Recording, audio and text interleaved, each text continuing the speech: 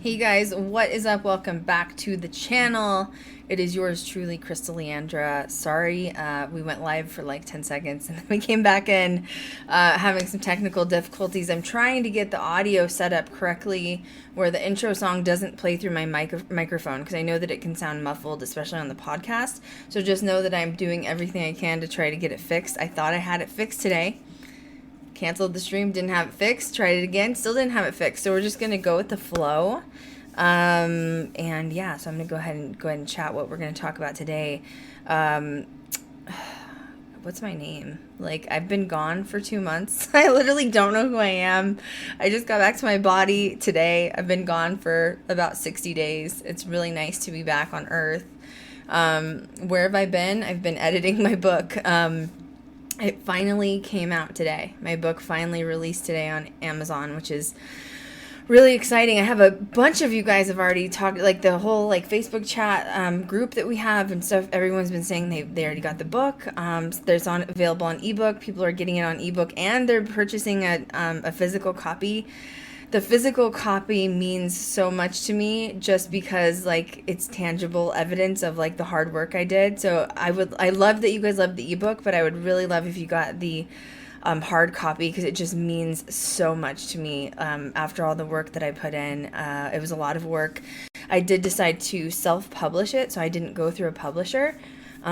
I did this for a lot of reasons. One, it's expensive. They actually end up giving you kind of pennies on the dollar type of thing for all the work that you put in.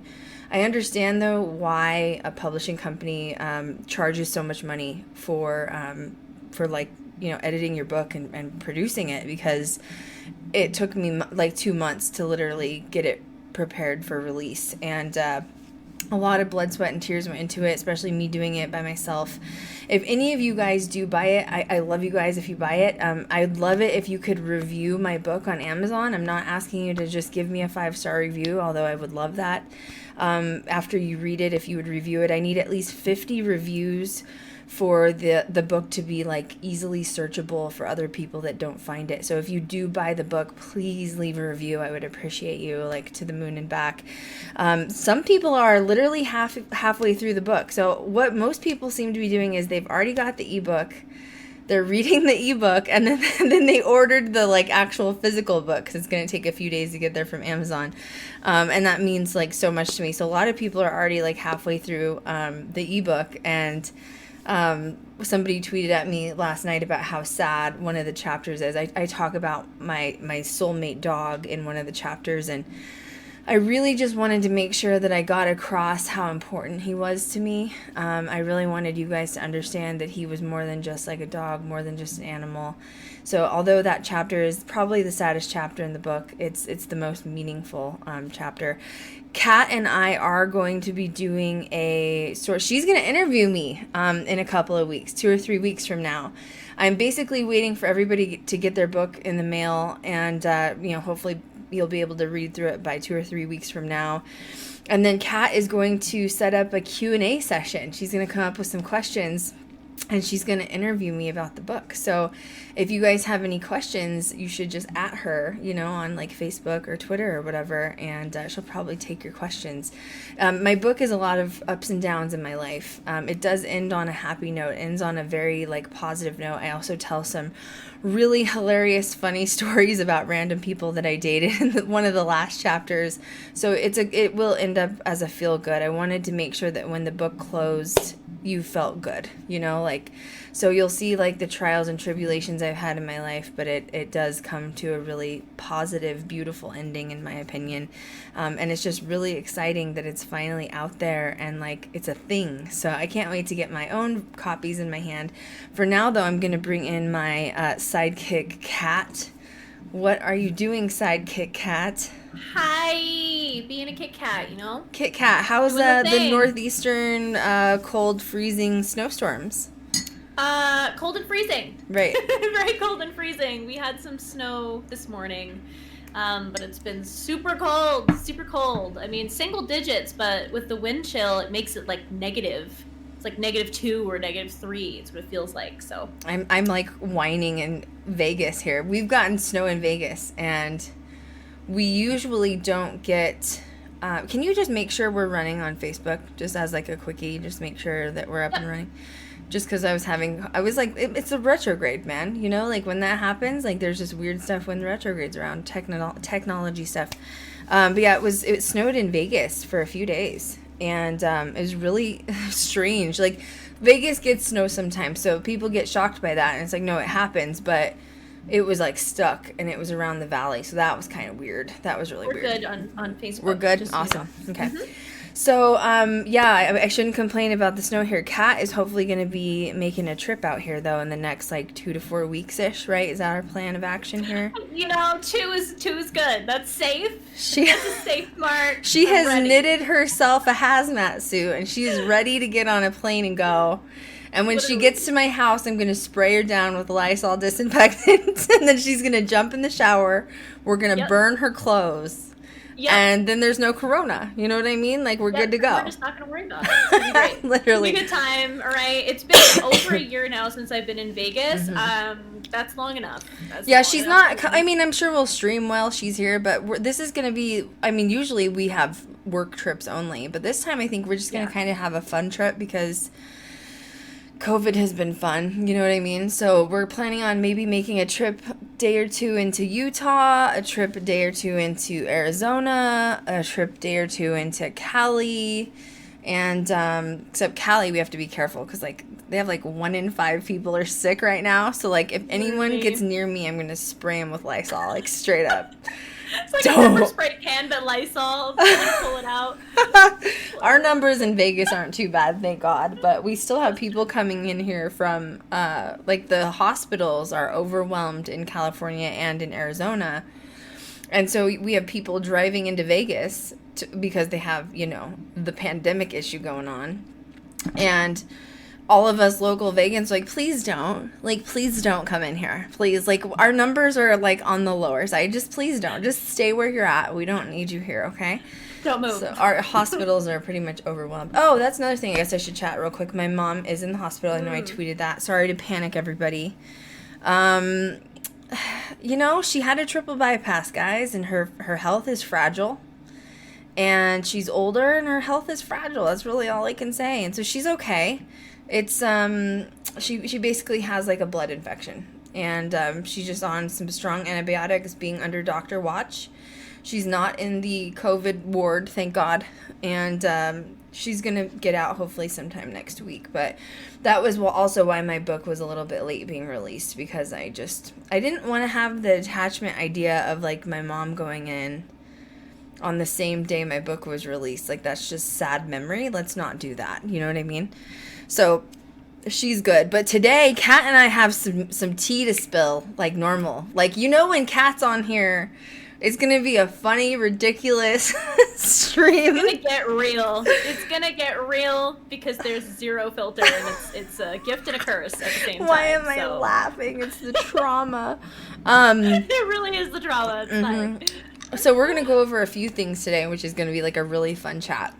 We're going to talk about Richard Ramirez and the documentary on Netflix. We're going to talk about Lupercalia because it is my second favorite holiday other than like my birthday. So it's Halloween and Lupercalia are like my absolute favorite. Are you the same? Yep. Is that like a gothic thing? Like I feel like that's a witchy gothic thing.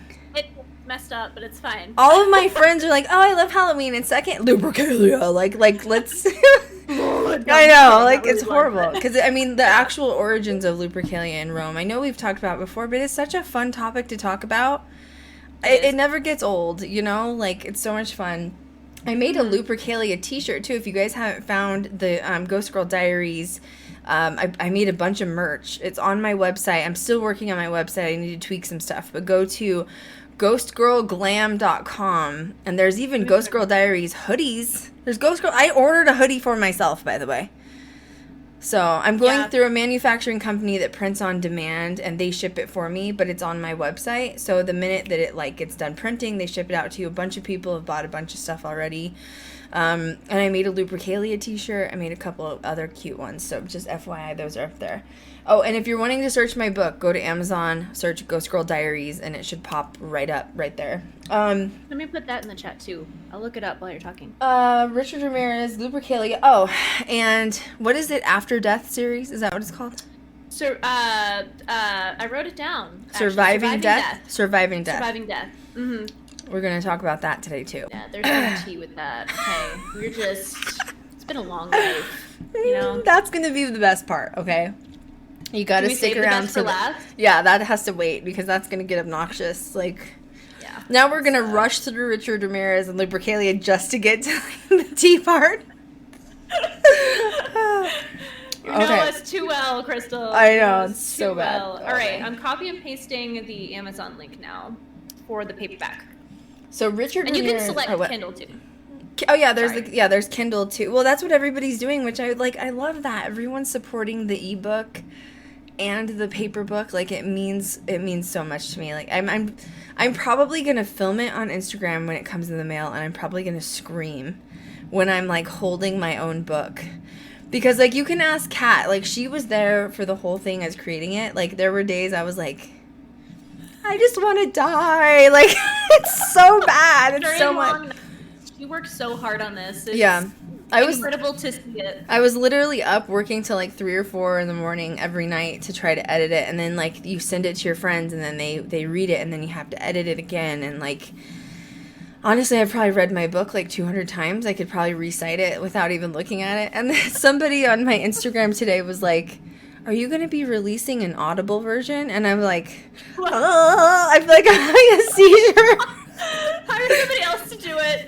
Probably. I would probably. I don't know if I could. I honestly don't know if I can read my book again at this point. Like, I just need some space.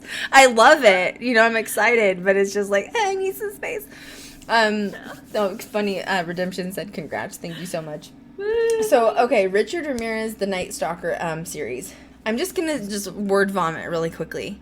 All right, do it. I have done, like, a ton of research on Richard Ramirez, and I did not know he was a pedophile and he, like, molested children. Yeah, it was yucky. I did not know that. I had no idea. How is that not in, like, part of the history of, like, learning about, like, him as a serial killer? How do we not know that? Yeah, it's, like, skipped over. Well, and they even explain in the series that it's skipped over because you have atypical signs of serial killers, murderers, whether it's like, they always have like a niche, right? Like if it's like young college women with like Ted Bundy, or like even Richard Ramirez, did you notice it was always like people of color or like Asian people specifically? Mm-hmm. That was like his thing. It wasn't like blonde white women. It was always like people of color. So there's always like a niche, but those niches don't usually cross over because whatever like childhood damage or trauma that they have done, which has caused them to be a predator. Oh, sorry, I saw something. I thought I saw an orb, but it wasn't. Don't worry, it's fine. We're safe. I was like, don't you come in here, Richard. Okay, I don't need you in here. Get your icky hands out of here. But usually they don't cross over. So if somebody is a pedophile and a child abductor and molesting children, the likelihood of them also breaking into people's houses and like causing rapes like he did with the women or murdering men is like zero. Like, that doesn't happen. They don't cross over. So as the crimes were taking place with the Night Stalker, which he was like breaking into these homes at night, doing creepy stuff with these people, he would always rape the wife or the woman and then murder the man, but always left the wife to be alive. So that's interesting. Like, that trauma definitely clearly happened in his path at some point. Yeah. But in the same time, they're having these like multiple crimes of children being molested, and he's doing the same sort of thing where he's night stalking. Like, that was where his name came from. He's going in through windows. The way he was connected to all of these crimes is he's wearing the same shoe, and he leaves the same shoe print behind at every crime, whether that's like in mud or in a flower garden, or even just like in cement, in the snow, whatever, whatever. It's always there. And he's breaking into these homes. He's abducting these children through the window, walking out the front door with the kids, like under 8 years old. So like between 4 and 8 years old. And he takes them back to his apartment, and he transports them via duffel bag while they're alive. That was messed up. Isn't that horrible? And then he rapes the kids. And then when he's done with them, he literally goes to a gas station, says, go into the gas station, tell them what happened, and tell them to call 911 and call your parents. And he just drives off, and I'm like, wow. The trauma with that must be just, like, out of this world. So they had the woman, though. Did you hear her interview? She was one of the children that he abducted and molested. Mm-hmm. And I like, was so sick for her. Like, I couldn't believe she's alive and like lived through, you know what I mean? Like, that is like, that's that definition of not becoming your trauma, of like overcoming your trauma. Because she literally, like, because of the fame behind Richard Ramirez as the quote Night Stalker, she could have easily slumped into this like depression her whole life of being, I'm the victim of the Night Stalker. Mm-hmm. Instead, she took her power back, man, and she like does not let that identify her. Yeah, she turned her life around completely and refused to allow that situation that happened to her take control. And of course, I'm sure that doesn't come without moments of, reminiscing on what happened. But yeah, she was an incredibly strong soul to watch her. Well, her voice shook. Like, you could tell she had emotion behind it, Of course, but she was still such a strong person to be able to live a somewhat normal life beyond what happened to her. Right. Know? I was shocked. So, yeah. Like, they had her, like, if you guys haven't seen it, they had her sitting in the chair. She's getting ready to talk about it. And honestly, I was like, oh, this is one of the women, like, he raped and, like, left her. But, like, before she opens her mouth, you're looking at her like, she's awfully young. You know what I mean? To, like, because Richard would be older now if he would have lived, And then suddenly she's like, yeah, I was one of the children he abducted. And I'm like, oh, my God. So crazy. Like the trauma of having, like, he's not just a normal, like, molester, child molester, you know what I mean? Like, or even murderer. He had so much fame behind, like, he is a famous serial killer. Like, true crime people, like, are obsessed with him and, like, the things he did. And people survey and study, the crimes he did to try to, like, catch other predators.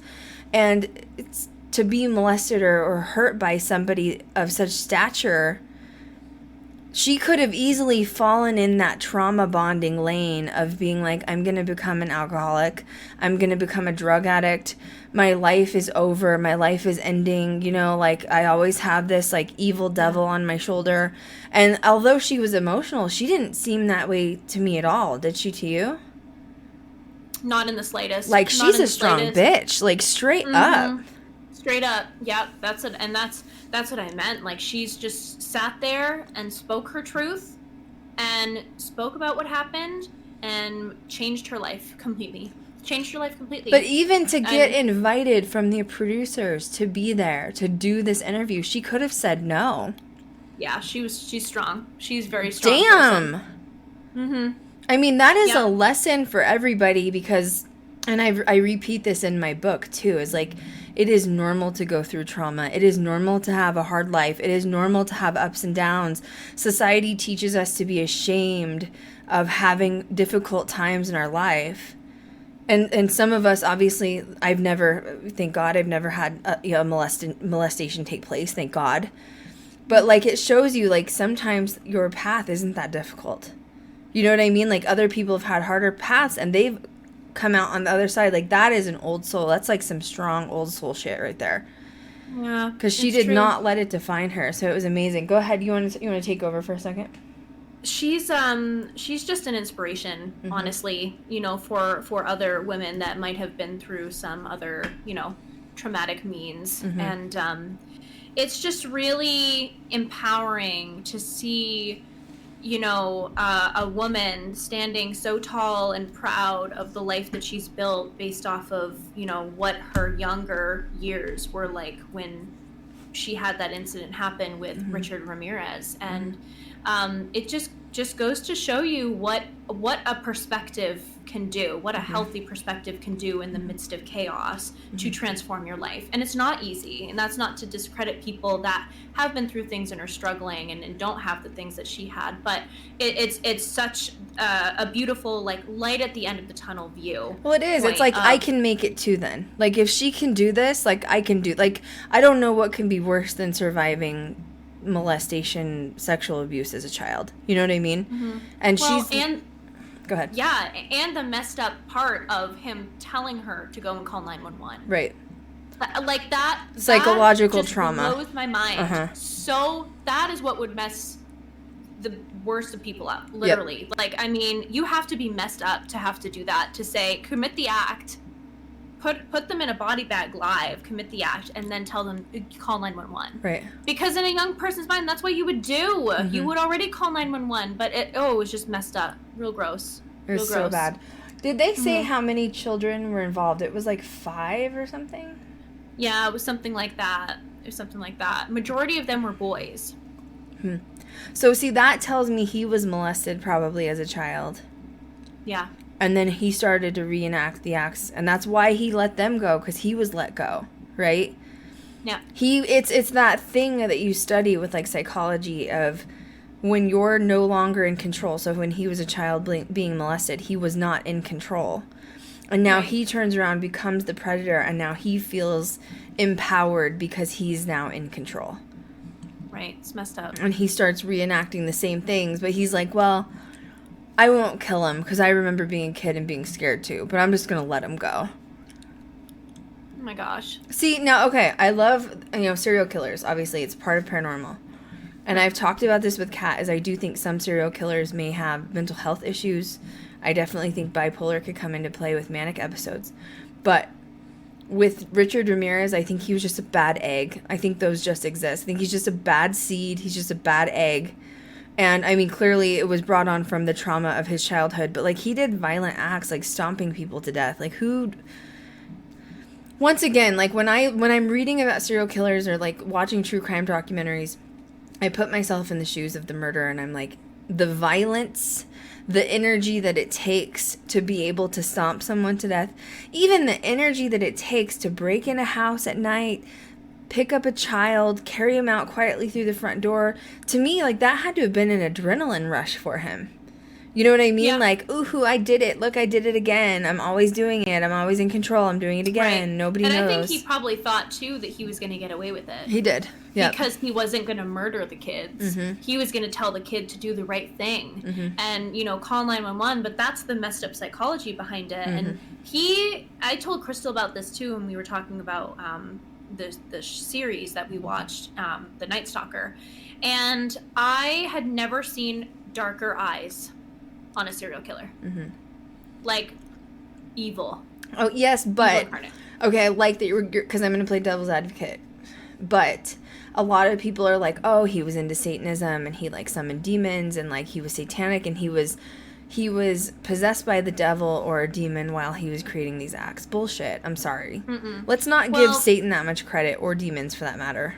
No, and I think that wasn't a thing that he was actually doing. That came way later. Scare tactics. In the killings. Yeah. And, and this is just, like, to go off subject for a minute. This also goes to show you what the media does with certain symbols in the craft, okay? Because, I'm sorry, a pentacle is not Satanist. Right. Now, if the pentacle was reversed or upside down, that's the Satanist, pentacle situation going on here. Mm-hmm. But he never, and I mean, not to excuse it, but even when he wrote it on the wall or on his hand, it was never in reverse. He didn't do his research. It's kind of like what I'm trying to say here, which goes to show you that it's not. He might have not necessarily followed that. But but in the 70s or 80s when this is taking place, the internet's not going to exist. Oh, of course. And of course the media is going to take a symbol and run with it and oh, it's witchcraft. Oh, it's Satanism. Oh, it's demons. Oh, it's blah. And you're just yeah. Messed up. We don't know what's going on here, guys. You're just creating fear. And honestly, that may have been what created fear at that time, or created more fear with witchcraft, with paranormal, with anything of occult. Because Richard Ramirez was now tied to it. But he was typical of every serial killer. And they even talk about that in the documentary, which is when he found out his name was the Night Stalker, he liked that. And he even admitted to police he liked his name. And now he's created this image, and that's why he kept continuing, these horrible crimes over and over again, all up and down the state of California. And it was because he was proud of the image that he was creating. He was a night stalker. He was there to scare people. He was there to make you afraid. And he was there to take control of your life and possibly kill you. And on top of that, now he's like, okay, well, I'm in jail, and now I want to create a darker image because the media is all eyes on me. He loved the media being there. You can see him waving at cameras, and yes, his smile is sinister, but he's still nonetheless smiling. He liked the attention. Yeah. And with that being said, of course he's going to start saying, oh, I'm a Satanist. Look, do you see the pentagram on my hand? And you're just sitting there really? Yeah, and the women that he also enamored that would come to his trials and things like that and flirt with him because they liked the bad guy. Well, messed up. Ted Bundy did the same thing. He got that girl pregnant who just passed away. I know. Of course, I do think Ted Bundy is an example of possible manic episodes because he said he didn't remember when it happened. And he said, so that's another story. But Richard Ramirez, I just think he's, in the case of this, and if you read my book, this is going to be in there. I don't want to give too much away, obviously, but I talk about what I think of people that come here like Hitler. Or Richard Ramirez could be an example where they do, even Ted Bundy for that matter. You come here and you do bad things. What happens when you go home? If you commit suicide, do you die and go to hell? Or do you die and, have to face your maker? I don't really think either of those. I think that what happened was in their blueprint when they were pre-planning their life, because we all, in my opinion, we all pre-plan before we get here with our blueprint.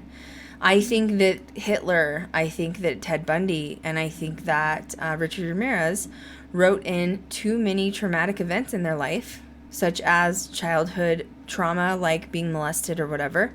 Richard Ramirez said that he witnessed someone murder his female cousin's husband or something at a young age. So he had no respect from life. He wrote in too much trauma in his life. He couldn't handle it. And instead of being able to learn and grow from it and coming out the other side, which is what we're supposed to do, is overcome trauma. Instead, he went the other way and went dark. So what happens when you cross over? Do you go to hell? No, I don't think so. I don't think there's a hell that exists. I do think there's something that's called the left door. And I think people like Hitler, like Ted Bundy, Hitler, I doubt. Ted Bundy and... I think Ted Bundy crossed over. I do think Ted Bundy crossed over.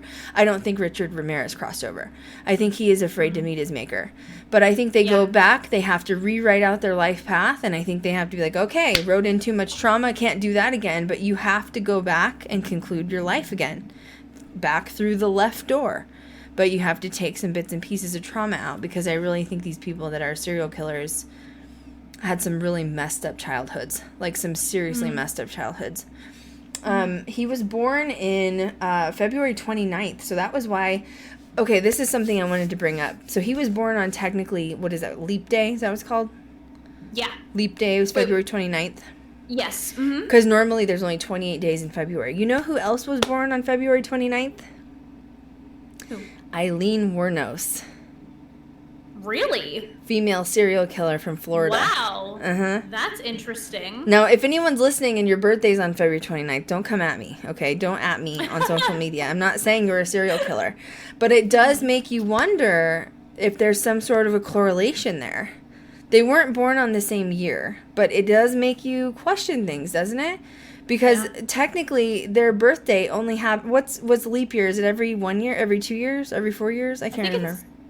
I can't remember either. Yeah, I can't remember so either, they don't get to celebrate their birthday every year because it doesn't exist every year. So it does make you wonder if the times we come in and we pre-plan our lives, if it unfolds that way for a reason, does that create extra trauma not having a birth date? Ooh, that's a good theory. That's a good theory. You know, I mean, I would feel left out as a kid, wouldn't you? Yeah, something to think about. You know, like, or your friends making fun of you. I mean, that probably just added to the trauma of being like, when's your birthday? February 29th? Well, it doesn't exist this month. You know, like, it's just more trauma, compounding, you know? Wow. Like you're worthless or nothing. Well, didn't he get cancer while he was in prison? He did. He ended up getting cancer and he died. See, so that's really interesting to me because I've seen this happen a few times. Where dark people, and I'm not saying everyone that gets cancer is a serial killer either, but I've seen this happen a few times in my personal life where the universe redeals karma back to you in different ways. And in my opinion, for him murdering, wasn't it 13 people or something that he was convicted of? They think it was more, but he admitted to 13. And then he gets cancer while he's waiting on death row and then dies? Yeah. Just saying, karma comes back at you. It doesn't have to come back at you as a serial killer, but it repays its debts. I find it interesting that when he was being pursued by the police, and he went into like that little like suburb area where people were, and he was so obsessed with people like calling him the Night Stalker and all of that, and I just find the irony that he was literally attacked by the crowd that knew he was the Night Stalker. Like, you're not so famous and good now, are you? Right. You know?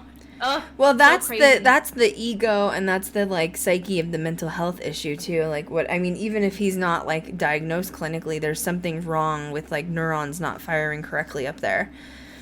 And obviously, you know, to think that I don't. Once again, putting yourself in the shoes of a serial killer, how could you go in and not have remorse for the violent crimes you're doing? It boggles my mind. Yeah. Nikita said next leap year is 2024. Yeah, I thought it was every few years or something like that. So let's see. He grew up in El Paso. He died June 7th of 2013. I would love. You know what I should do at some point is look up his astrology chart for his birth date and his death date.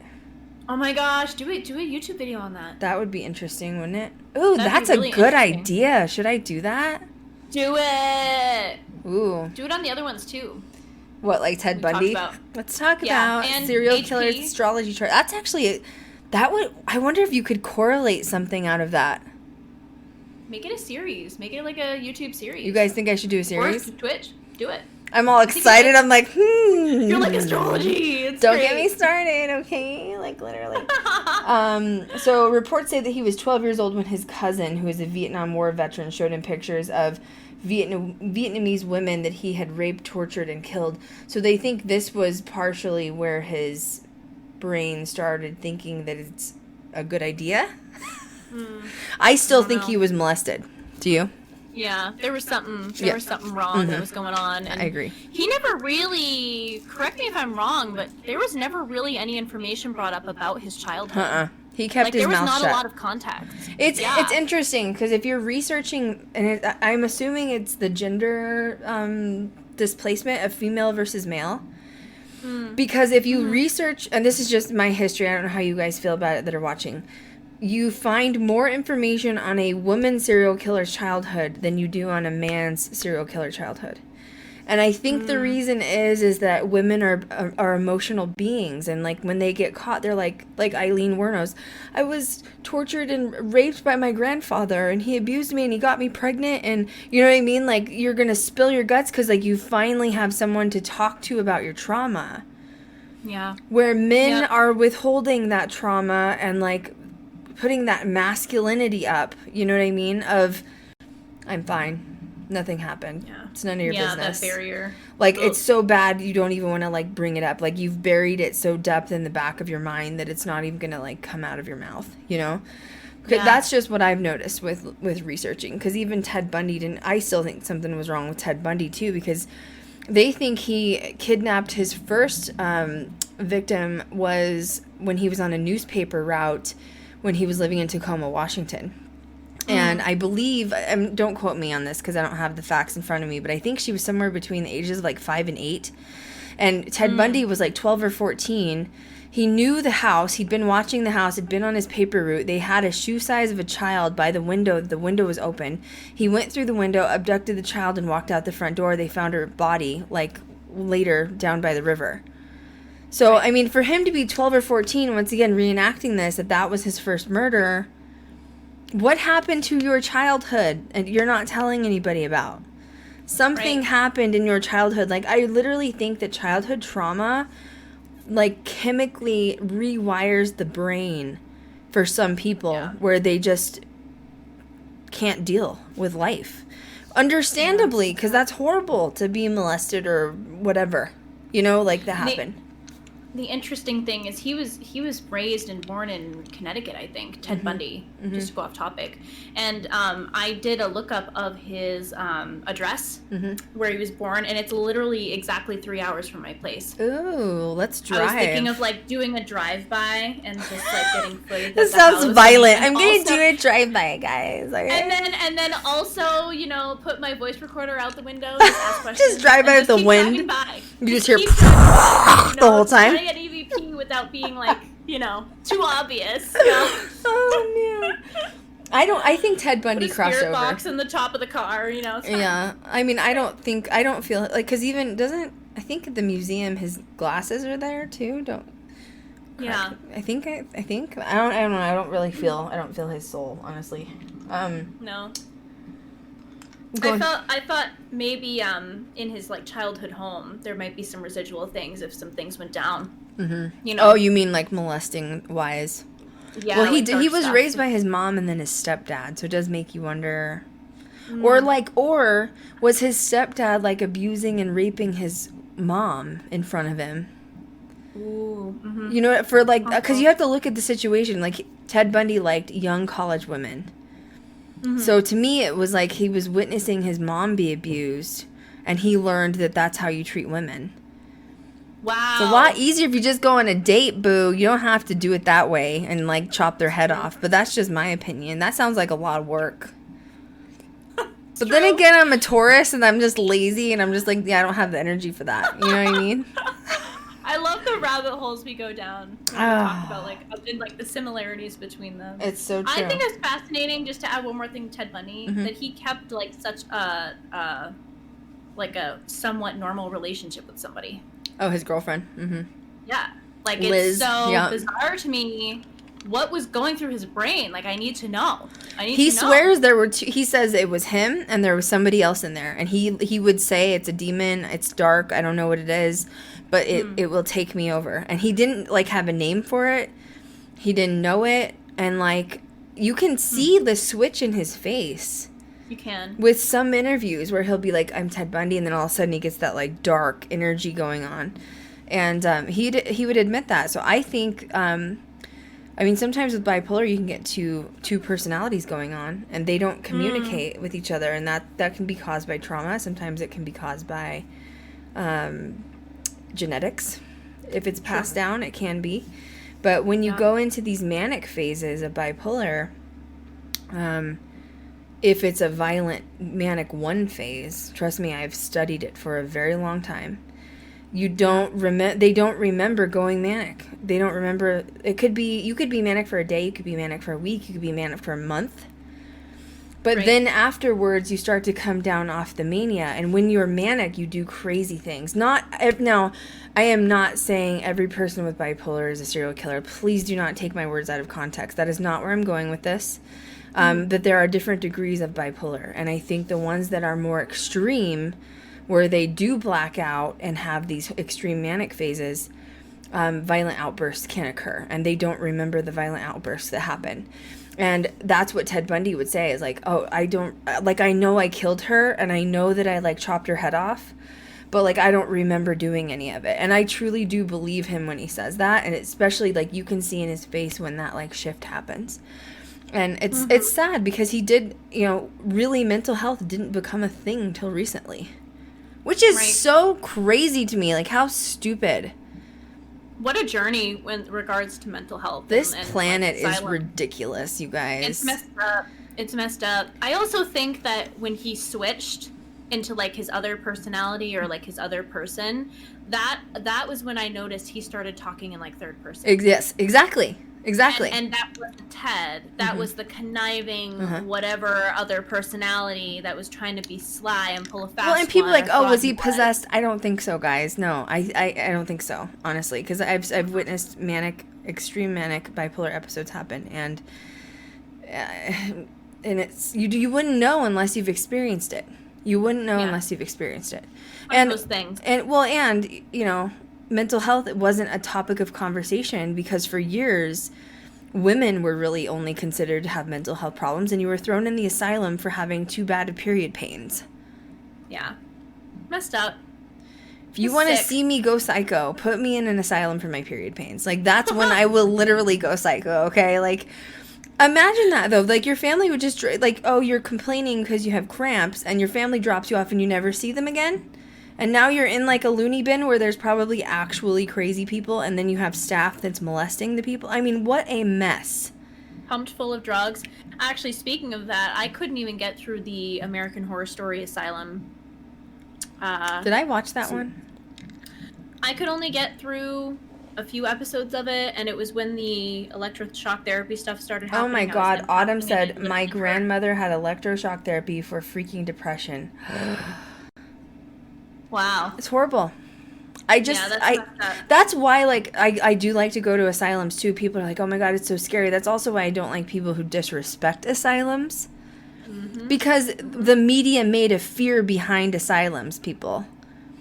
You know, like, I'm not saying there weren't crazy people in there that needed medication and we just weren't medically advanced enough to be able to help them yet. But there were people in there that were innocent that should have never been in there, and predominantly women who were suffering from depression, period pains, and if you got in a fight with your husband and told your husband that you wanted to leave, they could put you in an asylum for it. I would have been there 20 times already. You know what I'm saying? You would have been running a roost. You would have been head nurse, right? I am the head nurse. Like, oh, okay. No. It is. It's just, so that's why with asylums, you shouldn't look at that as like a fear-based situation. That's what, and I'm just going to say it. I had a really big problem with the Tennessee Wraith Chasers when they had their show, and I've spoken out against them, and I still feel the same. I haven't changed one bit on that, okay? Because they were going into these southern locations and asylums, not only asylums, but they were also going into Vietnam veteran hospitals with like where veterans died. And they were like, oh, we're going to get all the evil out. We're going to put it in this devil's box, and we're going to take it out. We're going to blow up the evil. And I'm like, what if, first of all, since when are you allowed to expunge energy and you're playing God? If a God exists, since when were you assigned that position? Second of all, how do you know that you're blowing up energy? And third of all, how do you know the energy that you are blowing up, if in fact it is working? What if that's a decent spirit? What if that's a veteran spirit? It's true. It pisses me off. Anyway. Yeah, and how do you blow up energy? Wouldn't you just create more energy if you're going to blow it up? You know, like, I have a lot of... You know what? That was Satan's work, okay? What they were doing was Satan's work. Like, literally, I'm sorry. It was so wrong. Well, and it wasn't even that. Like, through the series, they would go in these asylums, the Tennessee Wraith Chasers. I got some hate from some people that supported them. I don't care. I will continue to say this. First of all, I don't think you should ever go in a location and disrespect the energies in there. They live there, you don't. Second of all, asylums were for mental health patients. Since when do you have the right to go in and disrespect people that have mental illness? Just because you can't see it and it's not cancer doesn't mean it's just as bad as cancer. Even if it was depression, it can still be serious. And third, going in to disrespect military bases where these men served our country and put their lives on the line. At the time, only thing that existed was shell shock. They didn't even consider it PTSD or other mental disabilities. And you're going to go in there and you're going to disrespect the energies and now you're going to blow them up? Are you serious? Are you serious right now? Yeah. So yeah, I had a problem with Tennessee rape case. Hi, Boo. How you doing? Anything for the readings. Yeah. Oh, Anything seriously. for the ratings. It was all about the ratings. So, anyway, hope their devil's box shoves it where the sun don't shine. You know what I'm saying? Mm-hmm. All right, going back to Ramirez. Now that I had my rant. God, don't you guys like Krystal rants when I just drop the mic? Sorry about that. Just like, I feel like I get off my soapbox. I purge so much energy. I feel so lightweight now. You know what I mean? Like, oh my gosh. While you were talking about it, my laptop was glitching. Oops. Sorry. Like it was going like in and out. Sorry about that. That was my energy. Anyway. No, it's fine. So yeah. Your laptop's like, we can't take Krystal's energy. Just like it's like I'm gonna shut down. It's gonna like combust into thin air. It's fine. Yeah, I had some people, I think, that were from the Tennessee. I don't even know their names. I had some of them message me on social media. They wanted me to retract my statement. I said, no. So they wanted to retract your opinion? Yeah. That's not how it works. They wanted me to retract my statement because their ratings dropped after I did a review on it. And I was like, well, don't be a disrespectful mofo then. It's really not that complicated. Why are you trying to blow up ghosts? Why are you trying to blow ghosts? And I hope you get possessed and followed home. And that's all I'm going to leave it at, you know? I'm dead. Okay, so Ramirez, another thing. Saying that again. I didn't know about Ramirez. He also was the youngest of 5 children. Where the hell are his brothers and sisters? Yeah, nothing was mentioned. I know. Like, where's his family? Were they like, oh, we don't claim him. We don't claim him. Yeah. That's what it looked like. Yeah. There's zero mention whatsoever. Nikita, that southern accent. I'm sorry. I got shit for that, too. Yeah. I got some shit for that. My father is from Oklahoma. Most of my family lives in Oklahoma in the South on my dad's side, like Louisiana, Alabama, Georgia, and they all, so my father's side is all English, Scottish, Irish, okay? And they all talk with a southern accent, like very fast and like very southern. So I know the accent, like I can recreate the accent. They hate when I do it, by the way. They get so mad. I mean, I do it to like piss them off on purpose. So I used the accent on YouTube a couple of times and people thought I was like making fun of the South. Stop it. Get out of here. All right. No. My family's from down there and I talk to them that way and like my dad laughed, you know, like he thought it was funny. Anyway. Let's see. That's messed up. What?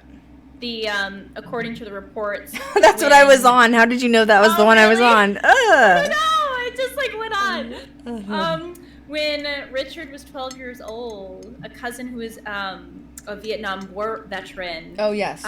Showed him pictures of Vietnamese women that he had allegedly like raped and tortured and like killed. Well, and then while he was over there, his cousin had a wife, and apparently he shot his wife dead in front of him.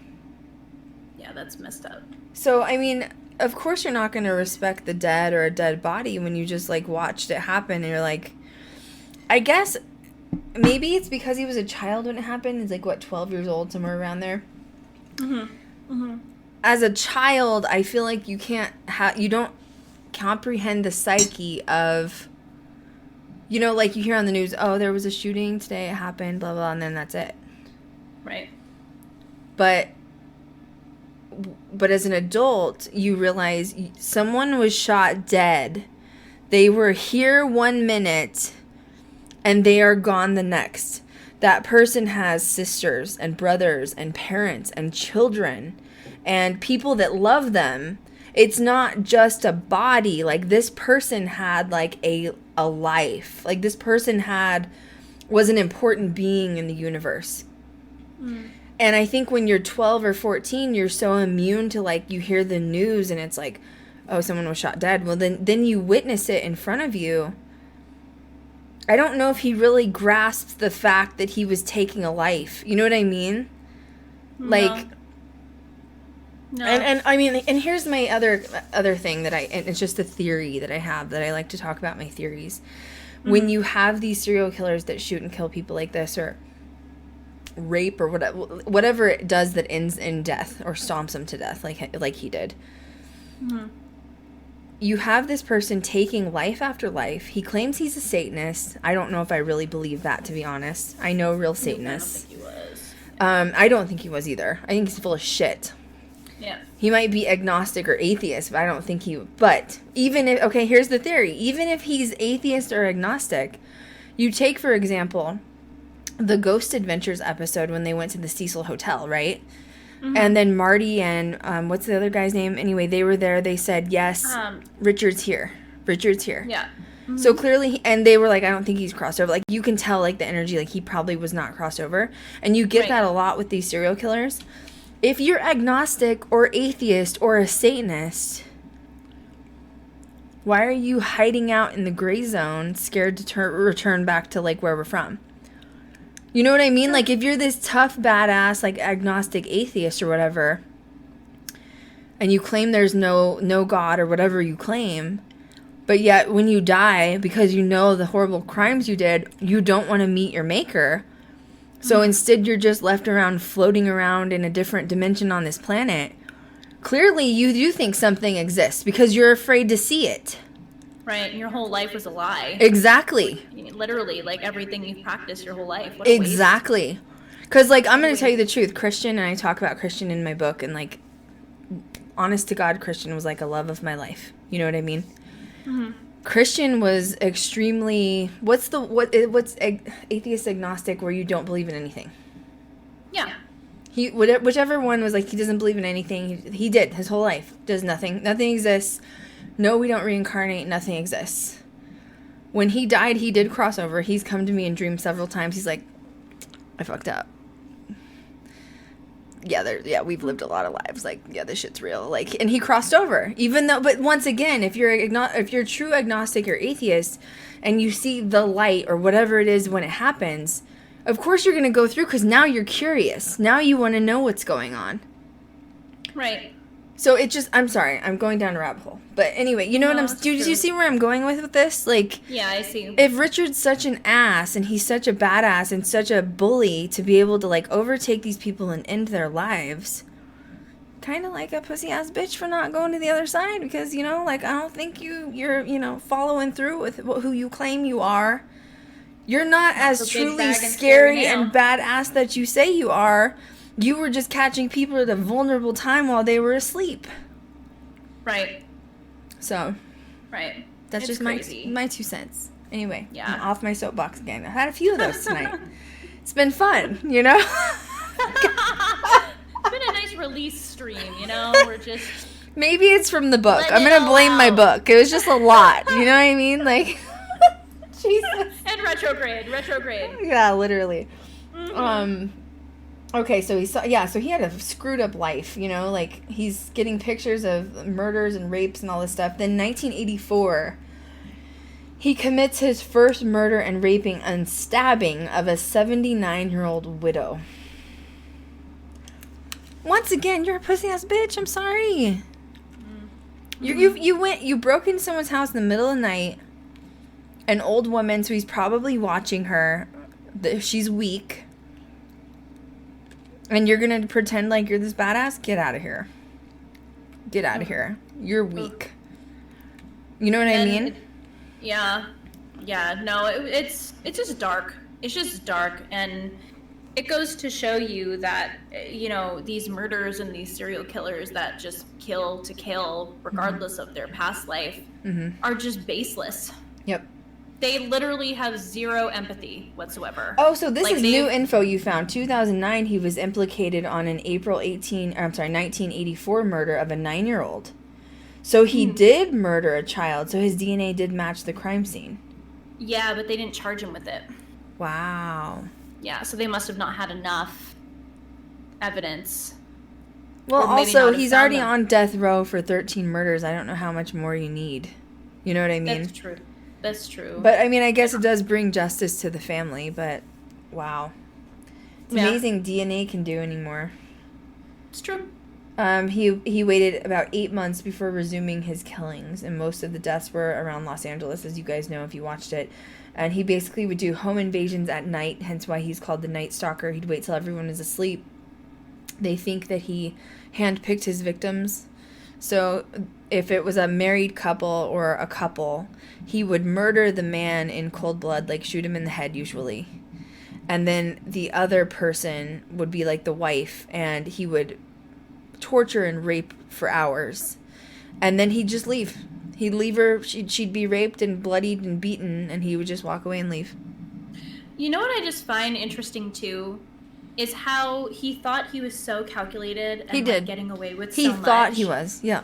Yeah, that he didn't think in his head that the simplest traces he was leaving behind was a footprint. Mm-hmm. You know, and that ultimately led to him being caught. Mm-hmm. What would have been the chances that there would have only been 2 pairs of those shoes made, and he was one of them that bought them? That's true. Well, that's the universe. So that was his karmic cycle coming back in. The universe was like, oh, well, even if you kill people, we already have a plan for you, so don't worry about it. Well, so you weren't so smart then. But that's also divine timing, and to me, that's also, like, there are no coincidences, right? Mm-hmm. 2 pairs of shoes that are made, Richard Ramirez buys one, and that's the shoe that's connected to him and all the crimes and murders? Yeah. There's no coincidences. Yeah. None. Thank God. Thank God didn't think of that, because he probably wouldn't have been caught. No, he wouldn't have been caught. Well, then it was able to trace him to the children that he was also molesting and abducting. Mm-hmm. Ew, and did you hear her say that he apparently, like, he didn't shower and he smelled horrible? I think someone even said that he smelled like literally a rotting corpse. The irony. He was literally embodying what he was doing. It's disgusting. It's just trash. So, it tells you... But it's not just trash. It's, like, trauma.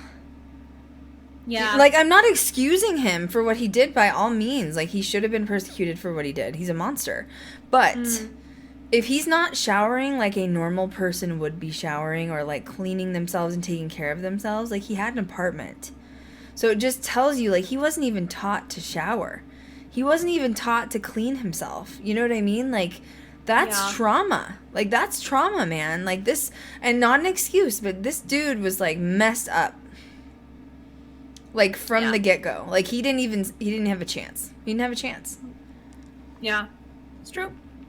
There was another one. I wanted to talk about the case.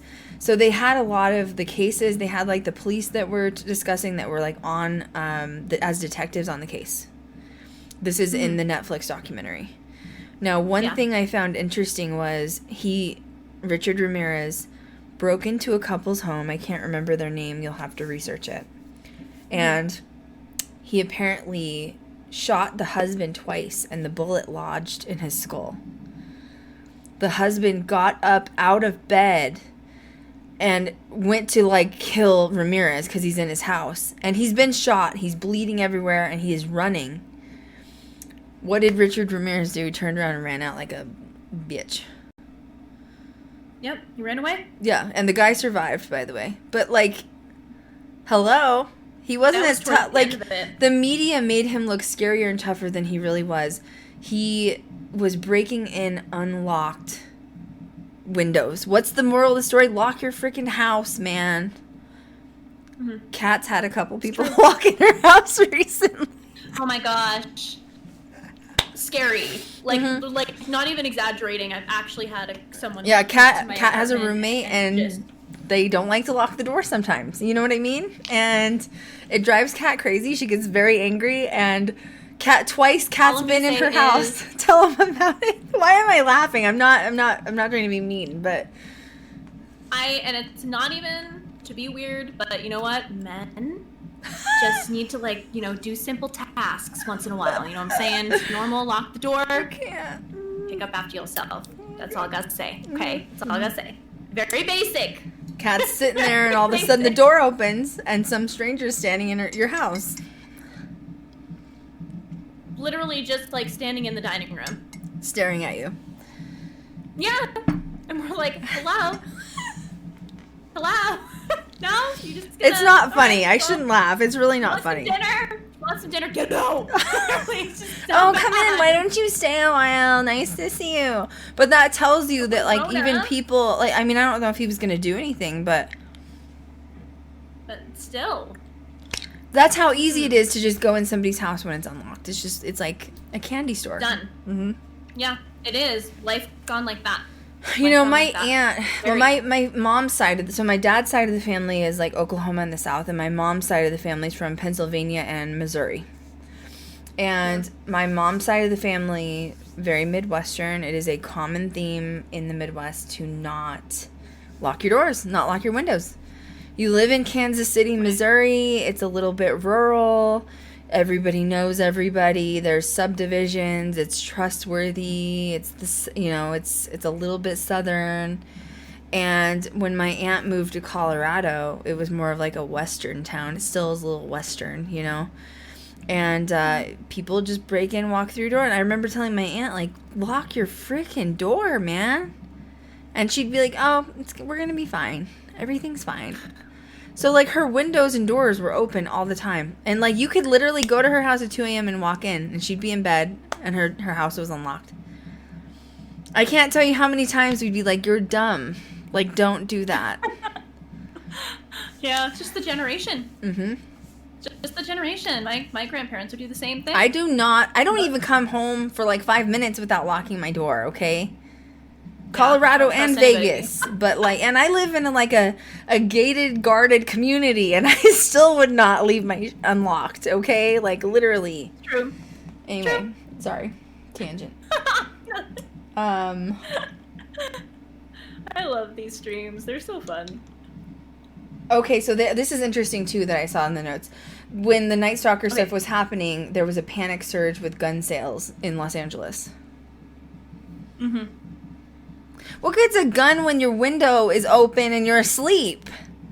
You gonna sleep with it in your pants? Like what are you gonna do? And then shoot your willy off? Valid point.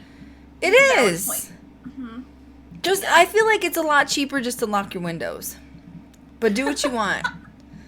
You know? It's true. It's true. But I did find that interesting. That is interesting. Oh. All right. Eventually a fingerprint was discovered that led Ramirez's identification.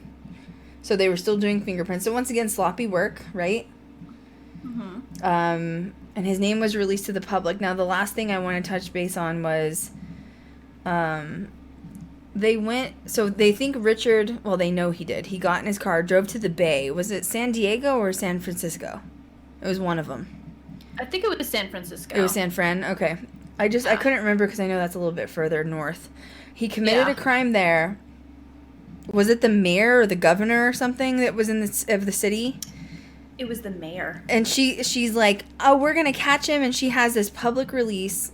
And she basically tells the public who they're looking for, releases, like, the identity of the shoe, and basically, like, gives it away. And Richard's probably watching TV and realizes he's in trouble. How dumb. Yeah, I was not happy when I read that. Yeah. So, anyway, should we move on to Lupercalia? Let's do it. I'm sorry, I'm trying to block someone, but it's fine. All right. Lupercalia notes. I was watching that. I was waiting for somebody to. I was waiting for some word vomit, and I was like, "Don't do it here." Oh, with Lupercalia? No, this person you blocked. I was waiting for it. Well, I mean, they kind of did. Oh, they did, so I missed it. They kind of did. It's okay. Legacy. All right, well, it's gone. Thank you, Eric. Appreciate it. Okay. Oh my god. Okay. I don't know. What I don't want to do Lupercalia. I just want to talk about the series, the After Death series. I just need to get to it. All right, let's do it. Let's just do it. I just need to talk about it. Lupercalia can get dark, so we're just gonna talk about surviving death. Okay, there's a docu-series. It is a 6-part docu-series, and it's called Surviving Death. It's on Netflix. Mm-hmm. The first episode, I think, is amazing. It's talking about people that have died, like literally been dead for an hour or more, and then came back from the dead. Okay? Then you go to, which I just find very compelling. You guys would really, there's a girl that talks about she literally drowned, her bones were broken, she was like held underwater from this like waterfall thing, and she came back to life. She talks about her like crossing over, like coming back experience. Amazing. Really good. Beautiful. Honestly, it was really good. It was. But then you get to the second episode, and you're kind of like, what happened? Starting to go. So now, and let me get there. Not all of them are bad. Just a couple episodes. Okay, so the first episode, they're essentially talking about, is it Norway? Is that where it's taking place at? Yes. Okay, there's a psychic retreat in Norway where you can go. Anyone from all over the world can go. You pay a lot of money, I'm assuming, and you're going to learn how to be a physical medium at this psychic retreat. I think it's like a week or two process, whatever. What it really seems to me like, they interviewed some people that were going, like, basically you're learning how to become intuitive and how to, like, trigger your psychic abilities, okay? And, like, you're trying to learn how to, like, trust your gut instincts. How to become a medium, essentially. Uh-huh. And you're kind of like, okay, I don't know if I'm buying this, but okay. Because I bet these people are making some bank off of it. Like, I'm not a scam artist, but if I was a scam artist, I'd be doing this. You know what I mean? And what it really, and they were interviewing people that were paying money to go to this place. But did Erica put the protective eye up there? I'm dead. I can't breathe. I can't breathe. That was so good. Oh, I'm so sorry. Okay. Thank you for that. Thank you. So, the second episode, they're talking about doing seances, and that seances are one way for people who are not familiar with their mediumship to feel the energy of a room, feel what paranormal activity feels like. And basically, like, you're sitting in a seance, it's completely dark, pitch black room, and you need to, like, talk about what you're feeling while you're in this, like, paranormal interactive environment. Is that a good way to explain it? Yeah, I think so. Okay. Which I'm through different, like, levels. Right. Which I'm like, cool, seance. Like, we know what seance is. Kat and I have done seance. Like, cool, seance, awesome. You know, I like seances. Chill. Mm-hmm. And then it kind of gets a little dark all of a sudden. And it gets dark because they start explaining how they're going to do these seances. So there's always one main psychic medium or physical, they call her a physical medium, that is running the seance, okay? So essentially she is going to be the head of the seance. She's going to sit in a chair like this one I'm sitting in, right? It's like a tall black back chair. Yep, there's chairs, there's armrests, and in order for her to channel the spirits, they are going to Velcro strap her arms and feet to the chair. And their main purpose for doing this is they don't want anyone to think she is walking around. Like, they want the mediums to understand that they're training their psychic abilities and it's paranormal activity that they're hearing. I don't think that's the main reason that they're doing it. But anyways, we'll get to that in a second. So I'm sitting there and I'm like, so the second episode, they don't show this unfolding. They're just kind of talking about how she gets strapped into the chair. And I'm kind of like, huh? This looks like The Exorcist unfolding here. Like, you're strapping her to the chair. Like, this is what you do in a possession. Like a severely infested possession. Yeah, and I'm like a red light glowing. I'm confused. I'm really confused. Yeah. So the second episode essentially wraps up with not showing what happens. That's in the third episode. We'll get to that in a second. The last thing they say in the second episode is she is going to invite spirits into her body and essentially allow herself to become possessed. And when that happens, there's going to be ectoplasm that occurs. And the ectoplasm is coming from entities that they have summoned in with the seance. And now she's going to allow the ectoplasm to enter her body through her orifices. But the problem is that sometimes the ectoplasm comes out of her orifices. And essentially she was saying she shats herself. She was like, I'm not gonna explain where. We know where. We know where. I know where your orifices are. I'm dead. It's not a secret. I took biology. I did find it interesting about the ectoplasm, as like weird as she was describing it, and like it was just weird. I feel like it could have been worded differently than the way that she did. You think, Kat? Really... What? You think? Yeah. I mean, that took me by surprise. It was pretty professional up until she told me she had exoplasm coming out her orifice. It was. I had to rewind it and make sure I heard it correctly. Yeah, I couldn't tell if she was just trying to, like, be playful with them because you could tell that they were, like, a little nervous. I think she was serious. But it was weird. Like, she seemed really serious. And I thought it was really interesting, though, when they showed, like, the photo. Before they strap her in the chair, did they at least let her wear, like, a Depends? Can you imagine being strapped to the chair and you shat yourself and you can't move? Oh That's gosh. worse. That's even worse. Oh Why gosh. strap her in? Let her run to the toilet. I mean, do something.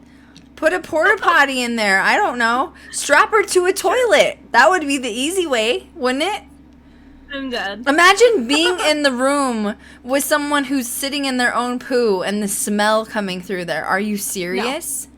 No. That's not my I'm kind of all set. seance. Locked in a dark room. With a red light? That's the demon. That's the demon. True. Anyway, it was rough. So if you can get through the second episode, good luck. Third episode was watching it. I didn't see any orifices coming loose. But... There was Timmy, though. Stop, Kat! Stop! Oh my god. I'm just saying. I'm a real boy. I can't. Okay. Not the gumdrop boy. Oh! I can't. Okay. I'm crying right now. Like, it's so bad. You guys have to watch it. I had to go there, okay? Oh. Timmy needs to be known. Okay, Timmy so... was the spotlight even of the ectoplasm, okay? Okay. He was more important. Third episode. What's the series called again? Surviving Death. Surviving Death on Netflix. Okay, third episode. They're gonna do the seance. Now, one thing that they did say that I did take away from this episode was when they have a seance, they play happy music and they sing.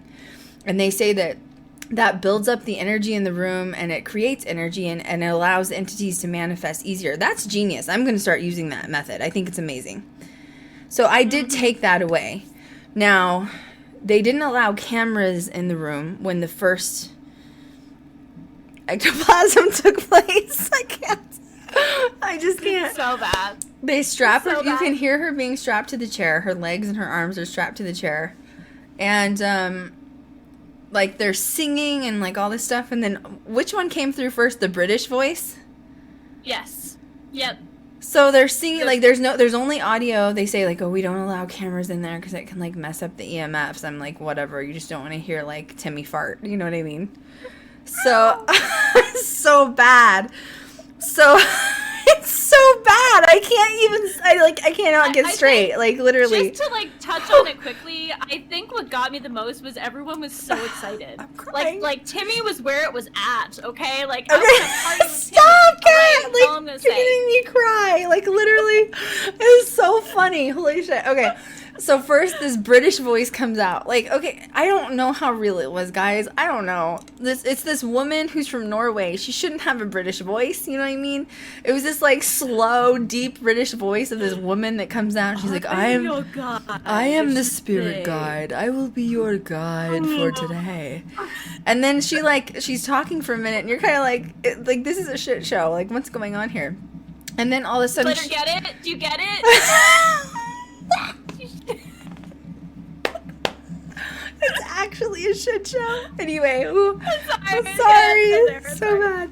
But, Fine. okay, so then all of a sudden, this British voice is like, I'm going to let Timmy take... Wait, was it Timmy or Tommy? Yeah, it was Timmy. It's Timmy? It was Timmy. She's like, Timmy. I'm going to Yes. let Timmy take over from here. And Timmy's going to come in. And all of a sudden, Timmy sounds like the gingerbread man from Shrek. Hello. Hi, Buzz. Hello, everybody. My name's Timmy. How are you? And you're just like... I'm a real boy. I'm gonna be your god today. I was taken back, okay? I just wasn't expecting Timmy's voice, you know what I mean? Like, yeah, that was a little weird. I mean, anyway. I was expecting some, like, creepy ghost kid voice, you know, like, whispery, and this was like, no, this is the gingerbread man. He is here and incarnate. It's great. Good time. Oh, Erica just said she just ordered my book. Thank you, girl. I'm so excited for you to read it. Yes! Please leave me reviews. Please, I need your reviews. Anyway. We stand, Timmy. I don't know if you guys are going to be able to get through the second and third episode. Now, if you can get past the second and third episode, the fourth episode's really good, the fifth episode's really good, and so is the sixth episode. So, and it, by the way, it has nothing to do with the way it was filmed. Like, it wasn't like Netflix filmed it poorly. Like, it's filmed beautifully. It's just this retreat. Like, they did do an interview with the woman who was Timmy.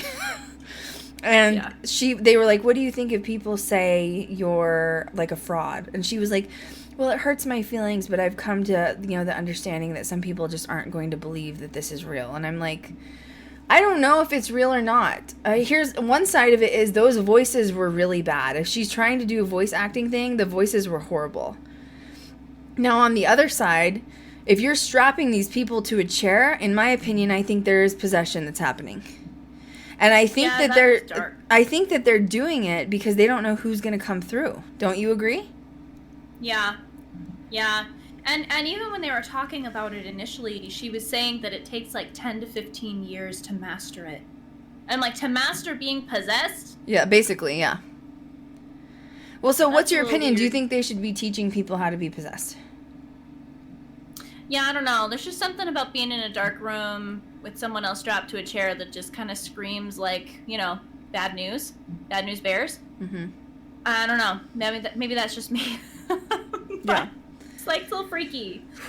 Bring Timmy back. I want to be in that room with Timmy. All right, that's it. Can you imagine us being in there if that happened? We would just like bust out laughing. How did those people keep such a straight face the whole time? I have no idea, but they were excited. They were like, Timmy! It's Timmy! And it's like, what is happening right now? What is happening? I need some milk with my cookie, you know what I'm saying? Oh my God, Kat. Oh my God, I just can't. Timmy should get his own show. I don't know, man. It's just a mess. Timmy should get his own show. Stop. You guys are horrible. Have Timmy on the channel, Krystal. No. I wanted, like, after 10 seconds of that voice, I wanted to slap her in the throat. You know what I mean? I was like, stop it. Stop. Come up with a better voice. Like, ugh. Okay. Well, that's the tea. That's all I've got. It was really bad. The second and third episode. The rest of it's really good. The rest of it, there was one other thing I wanted to touch on. I know Kat hasn't gotten to it yet, but there's a doctor that works in a hospice, and he's worked with hospices, like traveling hospices for a long time. Literally like 16 or 20 years. He basically started taking data of hospice patients that were dying. And 6 months before they were preparing to cross over and they were in hospice, the 6 month mark, they start seeing their family that's already crossed over. So, and I'm not talking about a dream. I'm talking like full-fledged. They'll be sitting in the living room and their mother that died 30 years ago walks in the room. And he said this is the process where they start the transition of crossing over to the other side, which you guys have heard. A lot of people talk about this all the time where someone will get ready to die and they'll say, oh, I saw my wife who's, you know, crossed over on the other side and she says she's waiting for me. So I just think this is, if he has data like this, it's amazing. But I think it's a really beautiful way to like transition us back into the other side so that we do feel safe and prepared and ready to go to the light or go home, whatever that is. So I did find that really fascinating. So the other episodes are really good. They also have a lot of parapsychologists on there that you guys will find fascinating. Just if you can't get... Now everybody's going to go watch the third episode just for Timmy.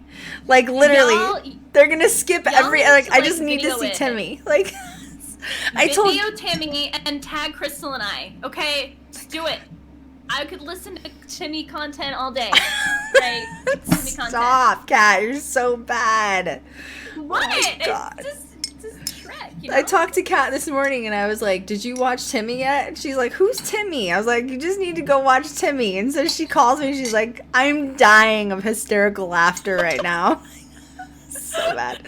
When I heard it, I thought it was a joke. No, it's not. I felt like a commercial popped on or something, and it was just so out of left field, you know. It was Long like, live Timmy. And mystical, and then I was like, hello, and I was like, what? You're waiting for this like ancient oracle to walk in, like your guides, and it's like this deep voice, and all of a sudden it's like, hey guys, how are you doing? It's me, Timmy, and you're like, hi, Timmy. That's the tea. That's all I've got. Yeah. That was good. This was good. This was fun. It was a good stream. It was good. Yeah. I liked it. Following up next week. What am I doing next week with Elfie? We're doing something next week. My brain still hasn't come back yet. I don't know. I'll announce it this week. I think it's Skinwalkers and Native Lore, I think is what we're doing. Yes. Mm-hmm. Yeah, that'll be good because I have some really good Native books full of good what is stories. Next week is... Oh. So it's like the Friday before Valentine's Day. Is it? Maybe you can talk about Lupercalia then. Yeah, we can. I don't know. Timmy's more interesting. You know what I'm saying? Like... Oh, God. Oh, Timmy. Nothing matches with the Timmy. Timmy! Like, so when I was watching it, like, I grew up in Colorado, so I know South Park really well. You know what I mean? Because it's like, South Park is a real place in Colorado, and so growing up there, it's like, oh, bro, did you see the new South Park episode? Yeah. So the whole time I'm sitting there, I'm like, Timmy! Timmy! Timmy! Like, that would have been a better voice than, like, the gingerbread man. You know what I mean? Hello!